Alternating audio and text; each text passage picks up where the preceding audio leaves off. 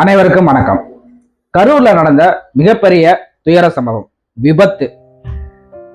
இந்த வீடியோ நான் நம்ம சேனல்ல ஒரு வீடியோவா போடுவேன் அப்படின்னு சொல்லிட்டு, இந்த சம்பவத்தை பத்தி ஒரு வீடியோவா போடுவேன் அப்படின்னு சொல்லிட்டு நான் நினைச்சு கூட பார்க்கல. அரசியல் வீடியோ போடணும், விமர்சனங்கள் வைக்கணும் அப்படின்றதுல நம்ம சேனல்ல தொடர்ந்து வீடியோ போட்டுட்டு இருக்கோம். ஆனா இந்த மாதிரி ஒரு துயர சம்பவத்தை பத்தி ஒரு வீடியோ போடுவேன் அப்படின்னு சொல்லிட்டு நான் நினைச்சு கூட பார்க்கல. கரூர்ல நேத்து தாவக்காவோட பிரச்சார மீட்டிங் நடக்குது. ஸோ அதுல ஒரு 7:45 அதோட தலைவர் விஜய் அவர்கள் பேசுறாங்க. ஸோ அந்த டைம்ல பயங்கரமான கூட்ட நெரிசல் நடக்குது. கூட்ட நெரிசல்ல கிட்டத்தட்ட இன்னைக்கு காலையில, அதாவது நேத்து நைட் நடந்தது ஆக்சிடென்ட். ஸோ இன்னைக்கு காலையில நிலவரப்படி 39 பேர் இறந்திருக்காங்க அப்படின்ற மாதிரி நியூஸ் வருது. இன்னும் ஒரு 50 பேருக்கு மேல ஹாஸ்பிட்டல்ல சிகிச்சையில இருக்காங்க, ஐசியூல இருக்காங்க, தனியார் மருத்துவமனை, அரசு மருத்துவமனை அப்படின்னு சொல்லிட்டு பல இடங்கள்ல இருக்காங்க அப்படின்றத தகவல் வருது. ஸோ இது கேட்கறதுக்கே நமக்கு நேற்று நைட்ல இருந்தே எனக்கு ரொம்ப மனசெல்லாம் படபடன்னு அடிக்க ஆரம்பிச்சிருச்சு. நேற்று நைட்டே இந்த வீடியோ போடலான்னு தான் பார்த்தேன். ஆனா என்னால பேச முடிஞ்சிருக்குமா அப்படின்ற மாதிரி தோணுச்சு. அது இல்லாம நம்ம ஒரு உணர்ச்சி பெருக்கில் இருக்கும்போது நம்ம அந்த பேச்சுகள் வேற மாதிரி ஆயிரும். யார் மேல அது தனிப்பட்ட முறையில நம்ம தாக்கி பேசிடக்கூடாது அப்படின்ற அந்த கவனத்தோட தான் நேத்து நான் வீடியோ போடல. இந்த விபத்துல மரணம் அடைஞ்ச ஆட்கள் எல்லாம் பாத்தீங்க அப்படின்னா நீ நான் அப்படின்ற மாதிரிலாம் கிடையாது. 1.25 வயசு குழந்தையில இருந்து 55-60 வயசு முதியவர்கள் வரைக்கும் இறந்து போயிருக்காங்க. இதுல பெருசா பாதிக்கப்பட்டது பாத்தீங்க அப்படின்னா தமிழக வெற்றி கழகத்தோட தொண்டர்கள், விஜயை பார்க்க வந்த விஜயோட ரசிகர்கள். ஸோ இறந்தவங்க எல்லாமே அந்த கட்சியையும் அந்த இயக்கத்தையும் விஜய் மேல இருக்க அன்பு நாள் அந்த கூட்டத்தில் இருக்கவங்க தான் இறந்திருக்காங்க. ஸோ அவங்களுக்கு என்னோட ஆழ்ந்த இரங்கல். மருத்துவமனையில இருக்கவங்க எல்லாருமே இதுக்கப்புறமும் எந்தவித உயிர் சேதமும் இல்லாம எல்லாருமே பூரண குணம் பெற்று வீடு திருமணம் அப்படின்றத உங்க மூலமாகவும் இந்த வீடியோ மூலமாகவும் நான் சொல்லிக்கிறேன். இந்த விபத்துக்கு என்ன காரணம், யார் காரணமா இருப்பா, இது திட்டமிட்டதா அப்படின்றதெல்லாம் இப்போதைக்கு நம்ம பேசக்கூடாது அப்படின்ற மாதிரி தான் என்னோட வேண்டுகோள். இந்த மாதிரி வேற யாராவது பேசிட்டு இருந்தாங்கன்னா தயவு செஞ்சு இப்போதைக்கு, அதாவது ஒரு 2 நாளைக்காவது அதை பத்தி பேசாதீங்க. நம்ம இது யார் மேலையும் பழி சொல்றதோ அல்லது யார் மேலையும் குற்றம் சொல்றதோ அந்த மாதிரிலாம் கிடையாது. விஜய் பொறுப்பு இல்லாம நடந்துகிட்டாரு அப்படின்ற மாதிரிலாம் சொல்றாங்க. தயவு செஞ்சு அந்த மாதிரிலாம் பேசாதீங்க.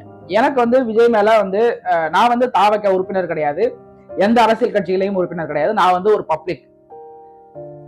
எனக்கு இதை விபத்தா தான் பாக்குறேன். இதை ஒரு திட்டமிட்ட சதி செயலா அப்படின்ற மாதிரிலாம் நம்ம எடுத்துக்க முடியாது. இந்த சம்பவத்துல நம்ம எல்லாரையும் விட அதிகமா ரொம்ப மன வருத்தத்துல இருக்கிறது தாவக தலைவர் விஜயா தான் இருப்பாரு. சோ அதான் சீமான் அண்ணனும் சொல்லியிருந்தாங்க. நான் என்ன நினைச்சுக்கிட்டு இருந்தேன்னா அதை சீமான் அண்ணன் கரெக்டா சொல்லியிருந்தாங்க. எனக்கு ரொம்ப பிடிச்சிருந்தது. அவருக்கு தான் ரொம்ப பயங்கரமான நெருக்கடிகள் இருக்கான். அவர் இப்போதைக்கு என்ன மனநிலையில இருக்காரு அப்படின்றத யாராலையுமே விவரிக்கவே முடியாது. சோ நம்மளாலதான் இந்த பிரச்சனை நடந்துச்சா அப்படின்ற அந்த ஒரு குற்ற உணர்ச்சியில இருப்பாரு. இதுக்கு என்ன பண்றது அப்படின்ற அந்த ஒரு பெரிய தேடல்ல இருப்பாரு, அழுதுகிட்டு இருப்பாரு. சோ இந்த மாதிரி பலவிதமான உணர்ச்சிகள் அவர் இருப்பாரு. அதனால விஜய குறை சொல்றது இந்த நேரத்துல சரி இருக்காது அப்படின்றதான் என்னோட தாழ்மையான வேண்டுகோள்.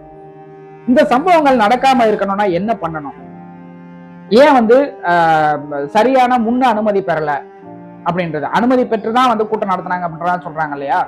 இந்த முன்ன அனுமதிங்கிறது வேற, திட்டமிடல்ங்கிறது வேற. சோ அதெல்லாம் ஏன் சரியா பண்ணல. காவல்துறையே ஒரு நெருக்கடியான இடத்த தேர்ந்தெடுத்து கொடுக்குறாங்கன்னா அந்த நெருக்கடியான இடத்த ஏன் தாவக தலைமையும் அந்த ஊர்ல இருக்க மாவட்ட செயலாளரும் ஏன் ஒத்துக்கணும், அத இல்ல இந்த இடத்துல எங்களால நடத்த முடியாது அப்படின்னு சொல்லிட்டு நீங்க ஸ்ட்ராங்கா இருந்திருக்கணும் இல்லையா. சோ இதெல்லாம் நம்ம பேசணும். சோ இதெல்லாம் நம்ம பார்க்கணும். காவல்துறை சப்போர்ட் பண்ணல அப்படின்னு சொல்லிட்டு ஆளுங்கட்சியை குறை சொல்றது, காவல்துறையை குறை சொல்றது அப்படின்றது மாதிரி இல்லாம நம்ம சைட்ல நம்ம என்ன பண்ணணும் அப்படின்றதையும் நம்ம பார்க்கணும். ரெண்டாவது பொதுமக்களுக்கு என்னோட ரொம்ப தாழ்மையான வேண்டுகோள், அது விஜய் ரசிகர்களா இருக்கட்டும், பொதுமக்களா இருக்கட்டும், தாவக கட்சி உறுப்பினர்களா இருக்கட்டும், எல்லாருக்குமே என்னோட ஒரு தாழ்மையான வேண்டுகோள் என்ன அப்படின்னா, தயவு செஞ்சு குழந்தைகளை கூட்டிக்கிட்டு இவ்வளவு கிரௌட்ல வராதிங்க. நீங்க தாராளமா வந்து விஜய் பார்க்கலாம், விஜய் கூட்டத்தை வந்து கேட்கலாம், அவர் என்ன பேசுறான்றதை கேட்கலாம், அவரோட கட்சி உறுப்பினரா இருக்கலாம், யாரா வேணாலும் இருங்க. ஆனா ஒரு 1.25 வயசு குழந்தைய கூட்டிட்டு இவ்வளவு கூட்டம் இருக்குன்னு தெரிஞ்சும் அந்த இடத்துல ஏன் வந்து நீங்க ஸ்டே பண்றீங்க, அந்த இடத்துல ஏன் வந்து நிக்கிறீங்க? அதுதான் என்னோட கேள்வியா இருக்கு. நீங்க வயசானவங்கன்னு தெரியும், ஒரு 55-60 வயசு உங்களுக்கு ஆயிடுச்சுன்றது தெரியும், உங்களால வெயில்ல நிக்க முடியாதுன்றது உங்களுக்கு நல்லாவே தெரியும், உங்களால சாப்பிடாம இருக்க முடியாது, தண்ணி குடிக்காம இருக்க முடியாது, ஒரு மயக்க சூழ்நிலையில இருக்கேன், காலையில இருந்தே வெயில்ல உச்சி வெயில நிக்கிறேன் அப்படின்ற மாதிரிலாம் உங்களுக்கே நல்லா தெரியும். அதை தாண்டி நீங்க வந்து ஓகே அவர் வர்றதுக்கு லேட் ஆகுது, சரி அடுத்த மீட்டிங்ல பாத்துக்கலாம், இல்ல அடுத்த ஊர்ல பேசும்போது நம்ம இங்க இருந்து போய் பாத்துக்கலாம் அப்படின்னு சொல்லிட்டு நீங்க அந்த இடத்துல இருந்து கலைஞ்சு போயிருக்கலாம். சோ இதை ஏன் பண்ணல? இதை பண்ணாததுனால உங்களோட உறவுகளோட உயிர்கள் மட்டும் கிடையாது, எங்களோட உயிர்களையும் சேர்த்துதான் நீங்க எடுத்துட்டு போறீங்க அப்படின்றதான் நான் சொல்றேன். ஆமாங்க, தமிழ்நாடே ஸ்தம்பிச்சு போயிருக்கு, தமிழ்நாடே அழுதுகிட்டு இருக்கு அப்படின்ற மாதிரி சொல்லலாம். இதுல கட்சி வேறுபாடு, இந்த கட்சிக்காரன் அந்த கட்சிக்காரன் அப்படின்ற மாதிரிலாம் கிடையாது. நீங்க ஒரு சராசரி இந்திய குடிமகன், தமிழ் குடிமகனா இருந்தா இந்த சம்பவத்துக்கு நீங்க கண்ணீர் சிந்தாம இருக்கவே முடியாது. அப்படிப்பட்ட மனநிலையில தான் நான் இருக்கேன். தயவு செஞ்சு நீங்க எந்த அரசியல் கட்சியா இருந்தாலும் சரி, எந்த நடிகர்களோட ரசிகர்களா இருந்தாலும் சரி, நீங்க உங்க தலைவர்களையும் உங்களோட இந்த ஹீரோவா பாக்குற நடிகர்களையும் நீங்க கொண்டாடுங்க. ஆனா அதுக்கு உயிர் பலி கொடுத்துதான் கொண்டாடணும்ன்ற அவசியம் கிடையாது. கொஞ்சமாட அறிவார்ந்த சமுதாயமா யோசிங்க. இதெல்லாம் தான் நான் வந்து இந்த வீடியோல பேச போறேன் அப்படின்றதான் வந்து நான் சொல்லிக்கிறேன்.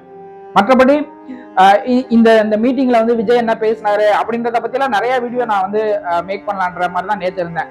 ஏன்னா அதுக்கு முன்னாடியே வந்து ஒரு வீடியோ போட்டிருப்பேன், கரூர்ல என்ன பேச போறாரு, நாமக்கல்ல என்ன பேச போறாரு அப்படின்றத வந்து நாங்க எதிர்பார்த்துக்கிட்டு இருக்கோம், தமிழ்நாடு எதிர்பார்த்துக்கிட்டு இருக்கு அப்படின்ற மாதிரி நம்ம வந்து வீடியோ போட்டிருந்தோம். ஆனா இந்த மாதிரி ஒரு துக்க சம்பவத்துக்கு ஒரு வீடியோ போடுவேன் அப்படின்னு சொல்லிட்டு நான் கனவுல கூட நினைச்சு பார்த்தது கிடையாது, யாருமே நினைச்சு பார்த்திருக்க மாட்டோம். இது இந்த விபத்து வந்து இந்திய அரசியல் வரலாற்றிலேயே, தமிழ்நாட்டு அரசியல் வரலாற்றிலேயே ஒரு பெரிய கரும்புள்ளியா இருக்கு. இந்த கரும்புள்ளிக்கு வந்து யாருமே குறை சொல்ல முடியாது, யாருமே வந்து இவங்கதான் அவங்கதான் அப்படின்னு சொல்லிட்டு நம்ம கை காட்டிட்டு நம்ம வந்து சேஃபா ஒதுங்கிக்க கூடாது, ஒதுங்கிக்கவும் முடியாது. இந்த விபத்துகள் இதுக்கப்புறம் நடக்காம இருக்கிறதுக்கு நாம எல்லாம் சேர்ந்து என்ன பண்ண போறோம்?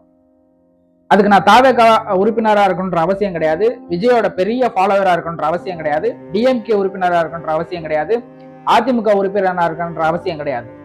எந்த கட்சியுமே சாராம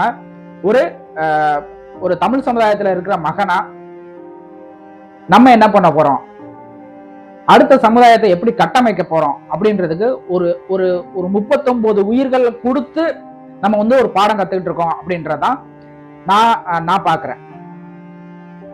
நம்ம பாடம் கத்துக்கிறதுக்கு ஒரு 39 உயிர்களை பலி கொடுத்துருக்கோம்.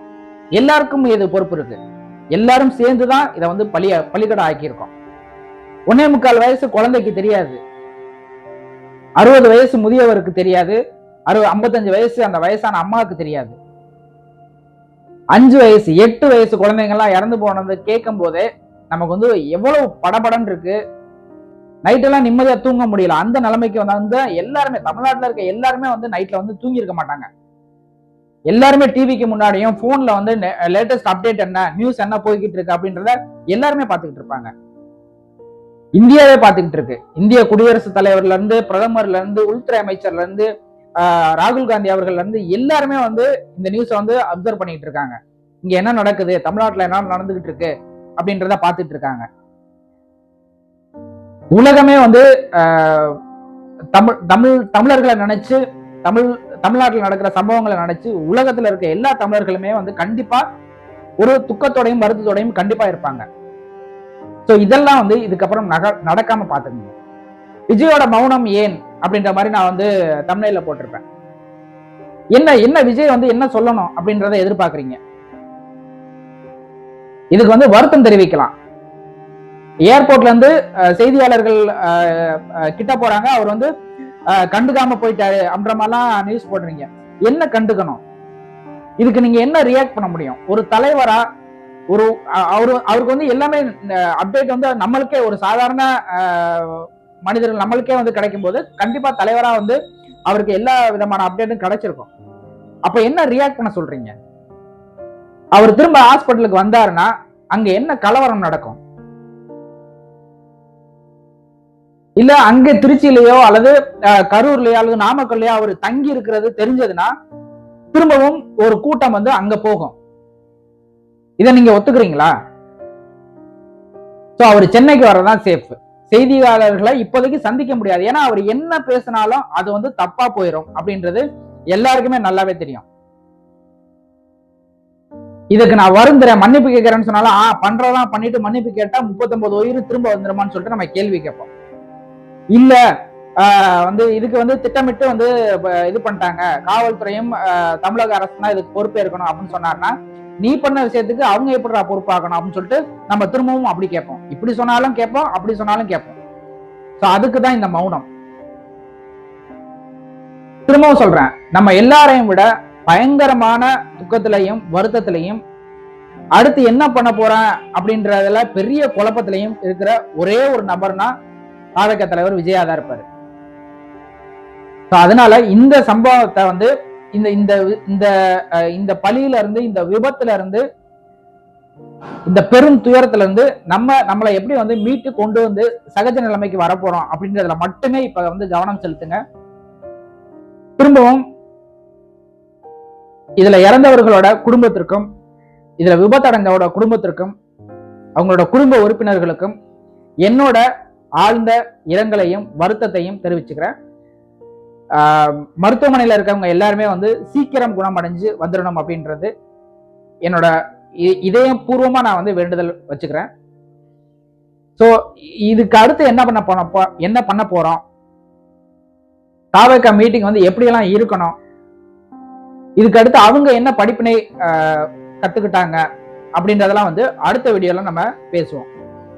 இந்த 39 உயிர்களோட இறப்பு எண்ணிக்கை வந்து அப்படி நின்றணும் அப்படின்றதுலதான் எல்லாரோட வேண்டுதலும் இருக்கணும். என்னோட வேண்டுதலும் அதுவாதான் இருக்கும்.